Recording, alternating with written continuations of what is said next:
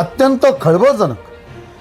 दिनांक 22 जून 2026 सोमवार रोजी नेहमीप्रमाणे मालेगावातील काही प्रतिष्ठित व्यापारी आपल्या मित्रांबरोबर पहाटे मॉर्निंग वॉकला कॉलेज रोडवरील भारत विद्यालय प्राथमिक शाळा मालेगाव कॅम्प समोरील एका मोठ्या गल्लीत मौक्तिक बिल्डिंगजवळ टिपरे कॉलनी येथून साधारणतः 5:45 वाजता जात असताना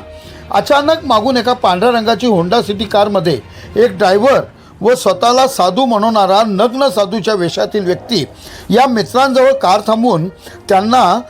महादेव मंदिर कुठे आहे अशी विचारणा केली आणि त्यांच्याशी बोलणे सुरू ठेवून गोड बोलत बोलत त्यांचा विश्वास संपादन करून त्यातील एक व्यापारी याच्याकडील 2.01 कॅरेट हिरे जडित 15 ग्रॅम सोन्याच्या वजनाची असलेली अंगठी, साधारणतः त्याची किंमत 15,85,721 रुपये व त्यांच्यासोबत असलेले एक सहव्यापारी यांच्याकडून त्यांची 35 ग्रॅम सोन्याची चेन, साधारणतः जिची किंमत 3,50,000 रुपये व 8 ग्रॅम सोन्याच्या वजनाची अंगठी, ज्यात 6 ग्रॅम वजनाचा पुखराज खडा असलेली अंगठी, साधारणतः किंमत 1,80,000 रुपये असे एकूण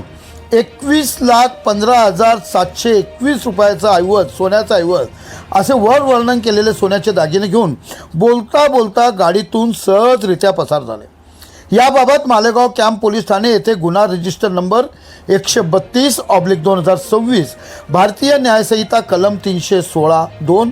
318(4), 319, 303(2) अन्वये गुन्हा दाखल करण्यात आलेला असून पोलिसांनी त्वरितच घटनास्थळी जाऊन तपास कामाला वेगाने सुरुवात केली असून